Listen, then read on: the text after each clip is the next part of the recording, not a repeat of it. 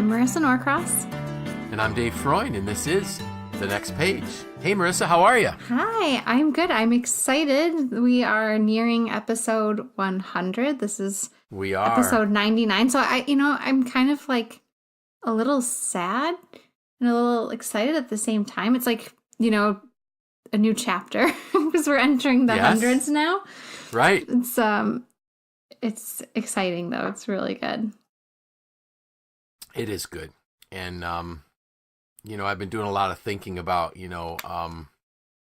is the podcast worthwhile for people type of thing? And today we're actually finishing a 4-part series on what it takes to be a great leader.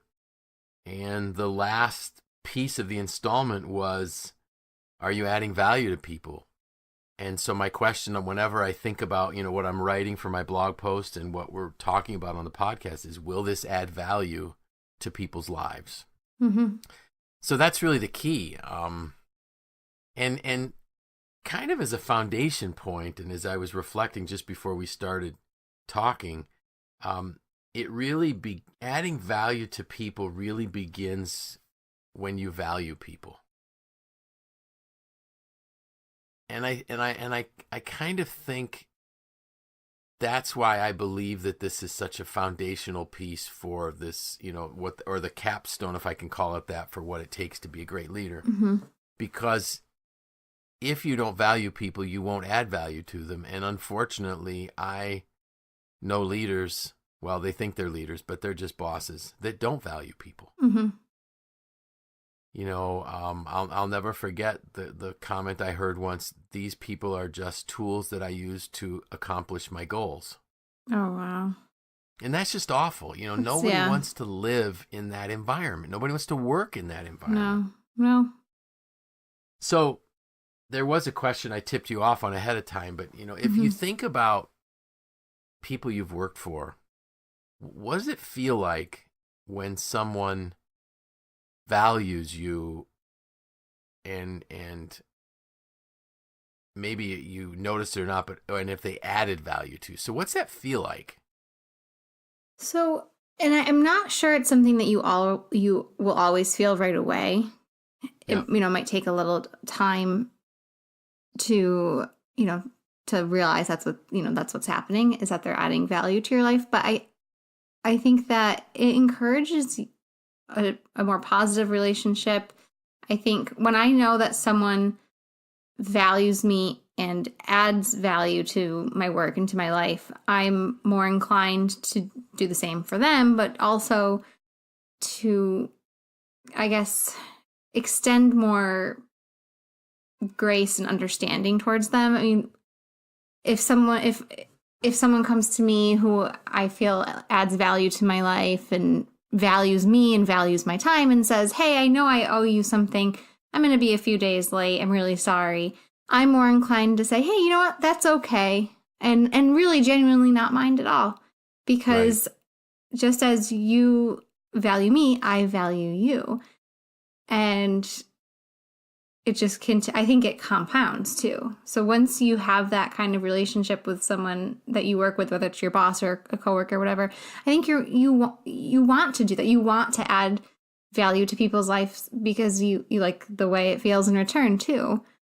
Yes. And it just can spiral into making, your whole work environment a lot better. I love how you said when someone, and I love how you made you showed the analogy of it doesn't have to be a leader adding value. Mm-hmm. It can be, because you're right, any of us can add value and should be adding value. But I love how you said when someone adds value to you and values you, it makes it easier for you to extend grace to them. Mm-hmm. And that's huge. And, as you were talking, I started thinking about all the other relationships we have in life. So am I adding value to my wife? Am I adding value to my kids? Am I adding value to my grandkids? Mm-hmm. And am I adding value to my neighbors? To my parents that I'm thankful I still have. To my anybody that I interact with. We should be adding value to people, because if we value people, that will be a natural outgrowth. And maybe one of the thoughts, or maybe a check that we can make for ourselves is, if for some reason we don't sense that we're adding value, it could really be that we don't value people. Mm-hmm. Because I've said, I use the example of the closest friend assessment where my wife had to say to me, you don't value people enough. And I didn't. And so I really had to work on that.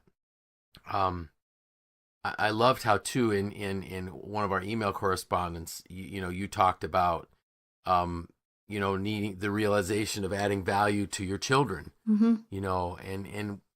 And Marissa, do you remember, I don't have the email in front of me, but what was the reason why you felt that you should do that? I feel like if I can succeed in doing that one thing alone, like if that was all I was successful at, was adding value to my children's lives, that they would grow up to be kind, caring, considerate people who also add value to others. And I think especially in our world right now, like we need more of that. Yeah. And we need our children to grow up to understand that they have value. And like the incoming generation is full of insecurities. And if we can change that by adding value to our children, that, they will be the ones who grow up to change the world. And so that when I read your email the first time, that's immediately what came to mind. I mean, essentially, right? Like I'm the leader. I'm the leader of my children. Yeah, and you are. And so if I can be intentional in adding value to their lives, that they will grow up to do the same for others. Oh, that was awesome. I mean, when I read it, it was like, wow, this is awesome. I don't have it in front of me right now, or I would have just said, hey, what about this line there? But that is so awesome. And it really, so when you sent me that, it actually helped me even see a broader scope of this concept of adding value. So maybe let's jump into how we can add value, because a lot of times, everybody that's on the podcast, that's listens to our podcast, has heard me talk about adding value. Mm-hmm. People that work with me, or they're in my classes, my coaching clients, they hear me talk about adding value. The mission, if I can call it that, of the John Maxwell team is people of value, adding value or valuing others, something like that. Mm-hmm. Which is really the truth, and maybe that's why I gravitated toward that organization. But adding value is simple. It's not some difficult task that's going to take years and years and years to practice. And some of the notes that I put here is get to know the people around you. Mm-hmm. Get to know their likes, their dislikes, get to know their fears, their hopes, their dreams. And you need to be able to get to know them, to know what things might be important to them. And oftentimes, when you talk about like adding value to your children, being, John Maxwell says leaders are dealers in hope. Actually, I think that might have gone all the way back to Napoleon, to be honest with you, but it's in a bunch of John's books. But leaders are dealers in hope. And so do we encourage our children? Do we encourage our coworkers? Do we help them find a belief in themselves? Do we help cultivate that belief in themselves? I was having a conversation with a coaching client yesterday, who's an elementary school principal, and he was talking about the fact that you can have two students working very, very, very hard, and one student working very, very hard, and another student just kind of going through the motions, and the one can ace a test, and the other one, even though he or she's working very, very hard, might only get half the answers right. Mm-hmm. But he said, are we discouraging the student that only got half the answers right, even though they're working so hard? So he's trying to figure out ways to kind of eliminate the discouragement, mm-hmm. so that it could be more of an encouragement piece. And really, so I love this. This was a question that was asked of John Maxwell's dad, Melvin, and he said, how do I know if somebody needs to be encouraged? And his answer was, if they're breathing, they need to be encouraged. Mm-hmm. Every human being needs to be encouraged. Mm-hmm. And if I don't know my coworkers, if I don't know my family members well enough to know when I sense something isn't right, I can't add value to them. So it really is a very simplistic thing. Get to know people, get to know what events are important to them, just an example, many years ago, and I don't know exactly how many years ago, I'm going to say this might have been 25 years ago. I reference from time to time my best friend who now lives in Arizona, and he and his wife were living just outside of New York City. And my family went to visit, and somehow we must have talked about the Yankees. And the next thing I know, Tom goes over to his bookcase or something, and he pulls out a baseball that a patient, at the time he was a chiropractor, a patient had given him that was signed by a bunch of Yankees. And he just hands it to one of my kids. Now, my kids were never going to be able to get a baseball like that. But Tom was probably not that big of a Yankee fan. He recognized that my kids were, and he gave them that ball. Which reminds me, I got to figure out which one of my kids has that ball. But anyways, but those are the type of things we're talking about. What can I do for someone that they can't do for themselves? Can I introduce them to somebody? Can I show them something? Can I teach them something? I think back so Tom's dad, and actually we did a podcast once. His name was Max. I remember the podcast. But Max taught me how to snow ski. I couldn't teach myself how to snow ski. My parents had never skied. We were from Ohio. They didn't get enough snow to ski back then. So Tom must have learned that from his dad. What can I do for people they can't do for themselves? That's adding value. One of the things that really struck me when I heard this about adding value was something that John Maxwell does, where he looks at his agenda for the next day, and he identifies or tries to identify people that he can add value to. And so he'll look at who is he going to meet with, who's he going to have lunch with, and then he thinks, is there something that they might really appreciate that I could do for them? Like, is there a magazine article or a book? He always has, different cases of books. And and not his books, other people's books. And then he tries to figure out who would really appreciate this. And when he shows up, he never shows up empty-handed. Right. So it means it's very attainable. It's Yes. small. It's not something that costs a lot of money. It's not something that takes a lot of time. Right. It's almost like a level of thoughtfulness. Yes. That we need to add on to our day. Because I think exactly. we so often go about our lives in this thoughtless way where we are sticking to what our smartphone tells us that we have going on that day. And we may not be engaging with many people because of email. And we're almost in this flat zone of just getting through, checking off the list, moving from one thing to another. But if we add that layer of thoughtfulness to take the moment to encourage someone, to help them with something that is in your gifted area that's not in theirs, to make that introduction, it can really make a world of difference for you and for the other person. It feels good to do this. Yes. Yeah, that was the point that I brought up in my post too, was you're the one that wins.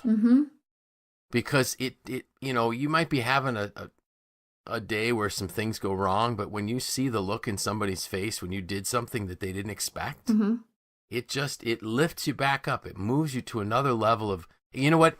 It takes us to a position of joy, or a feeling of joy, which we've talked about in the past is different from happiness. So that's the benefit. When we add value to other people, oftentimes we get more enjoyment out of it, or more pleasure out of it than they do.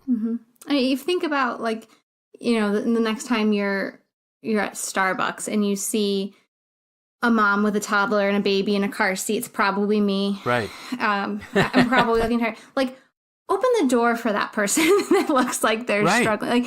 And it can really it lifts you and it lifts them. It's hey, someone cared enough about me to see that I'm struggling to get my coffee and held the door for me.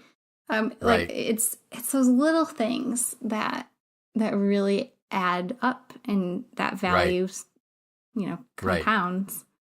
And it becomes, when you do it, we've talked in the past about, success habits. Mm-hmm. And a habit is just something that we do without thinking because we've practiced it over and over and over and over and over. Mm-hmm. Adding value can become a success habit Mm-hmm. because you get on a path of looking for ways to add value to other people. And I was listening to a podcast this week that said significance and selfishness are completely separate roads. So if we think about that, selfishness is the opposite of adding value to people Mm-hmm. because it's all about you. But significance is all about others. And so if you begin down the path of living a life of significance, you will just naturally find those opportunities to add value. And I heard another quote that said, mature emotions are always outward focused. Immature emotions are always inward focused. Mm-hmm. So that's the same thing you're saying. Just start thinking about, what could I do? I was listening, it might have been one of these same podcasts. The other night I was driving, and Mark Cole, who's the president of John Maxwell's companies, was talking about, he has a grandson that is living with him right now. And I forgot how old his grandson is. My guess is, because I've seen pictures of him, he might be 5th or 6th grade. That's a guess. And this lad, wherever they live down in Georgia, there's like a school that you can apply to get into. Mm-hmm. And it, my guess is it's still one of the public schools, but you have to apply to get into that one. And it's really, really hard. And he got in, and he was so excited. And so his family went out to help him buy, like the shirts with the school name on it and Mm-hmm. things like that.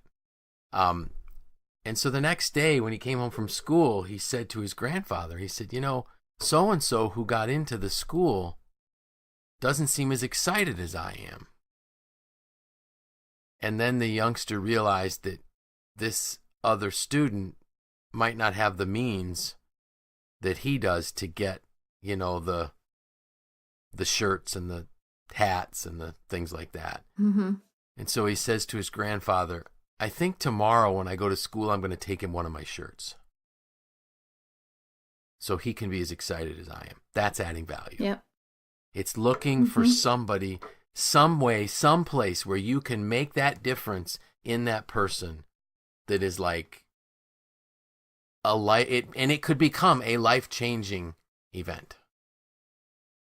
Because we never know who it might be or what it might be that touches a person to that magnitude. Mm-hmm.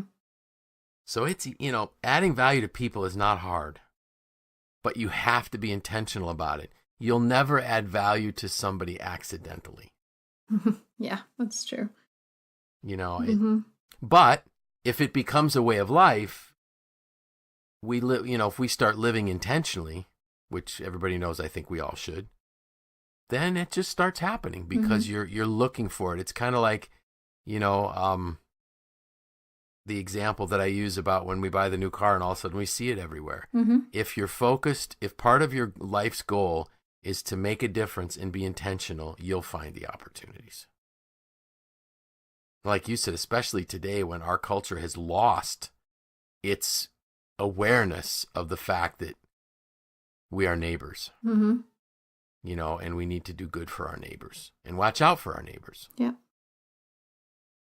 So the last pillar, the last building block, if you want to be a great leader, you have to be someone who adds value. Mm-hmm. And when you do, you get all kinds of joy. I thought of, as I was thinking about this and talking on the podcast, another example came to mind, and I mentioned it last year at our annual dinner when I was interviewing Bill Allen and Arnie Rubenstein. And I said to Bill, you may not remember this, but we have a mutual friend. It was an employee that worked for him, a good friend of our family, someone that goes to my church. And this gentleman's wife, when they had 3 little kids at home, developed what turned out to be a brain tumor. Mm. And, you start worrying about everything that could be possibly going wrong. And the reality was that they didn't know who to even talk to. Well, Bill mentioned it to Penny, his wife. Penny makes a phone call. And the next thing we knew, our good friend had an appointment with a neurosurgeon. Wow. That's adding value. And it was just a phone call that made a huge difference. It was just a phone. Bill heard, Mm-hmm. probably through HR, that so-and-so. Now, at my point, I'm guessing at that point, they had 400 or 500 employees or more at Welch Allyn. Mm-hmm. But he knew Bill knew all the employees at Welch Allyn when he worked there. My brother had worked there, and Bill knew you. If you worked there, he knew you. And there's a concern, there's a need. Talks to Penny. Penny makes a phone call. Next thing you know, this woman is probably in front of one of the best neurosurgeons, and thankfully, the surgery was successful and she was fine. But that's what you're right. Just a phone call can make a difference. So I encourage everybody out there, are you going to be a person that adds value? Are you going to choose to walk on the road of significance, or are you going to stay on a road of selfishness? And that's it. Mm-hmm. So this is a little shorter podcast, but I think it's one that people should be able to go out and practice today. Yep, immediately. Yeah. So next week, episode 100. Episode. Wow. Cue the confetti. Yeah. We should if we're going to cue the confetti, we shouldn't be recording it in our homes. Yeah. Because we'll have to clean up the mess. It's okay. I have to vacuum every 3 hours anyways, so. I bet. So next week, we will be answering questions that people give us. Mm-hmm. I think I'll also give some statistics on the podcast, because I don't know if I've ever done that. How far our reach is. Because we're literally around the world, which I'm thankful for. And our listeners or listenership, whatever's the correct English, is growing. The downloads are growing. Yeah. I found out today that at least we have 2 fans of the podcast at a hospital down in Cortland. So, oh, wow. Yeah. People that know people talk to people. That's cool. And hopefully when they're sharing news about the podcast, it's because they're adding value to that person. Because like I started, whenever you and I do this, I know one of our goals is we need to be adding value to people, or it's a waste of time. Yep. Anything exciting for the weekend? No, not really. I think I shared with you that pretty much my whole family and my husband's family, they're all on vacation.